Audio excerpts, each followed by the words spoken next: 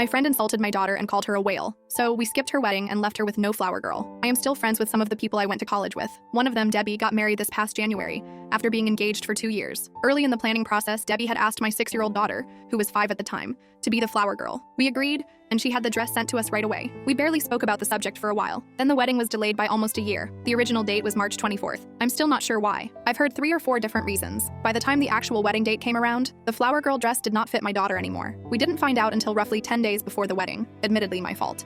And I texted Debbie right away to ask what I should do about it. Her first reply was, figure it out. I tried to ask her where she'd bought the dress, where I could get a similar one, or a list of ways I could fix this, and asked her what she preferred. Debbie responded with, I'd like to know whether it would be okay for my daughter to wear a different dress. I basically gave her a no because I don't have time for this. Stop making your whale daughter my problem. Obviously, I decided against attending the wedding after that. As far as I'm concerned, we're no longer friends. And to be clear, I know that up until this point, I was not the AH. I didn't tell anyone about it at first, but our absence was obvious. My friends missed me, and my daughter was supposed to be the only flower girl. Whenever Debbie was asked about it, she apparently just said we'd argued, but it wasn't a big deal. When our mutual friends and acquaintances asked me, I told them the truth, without sugarcoating it or trying to defend Debbie. I even showed my friends the text messages that proved everything. Everyone took my side. About a week ago, Debbie called me. She apologized for what she said about my daughter, but told me I have no idea how stressed she was at the time. She said it wasn't fair for her to lose friends over a mistake she'd made when she was under so much pressure. Update. I didn't hear anything from Debbie for a while. I did speak to my friends a lot, and they told me that she did continue trying to get them on her side for a while. From what I gather, her story always matched mine. I forgot to make sure the dress fit. I apologized and asked how she preferred I fixed it. She insulted my kid, and as I remember discussing in the comments,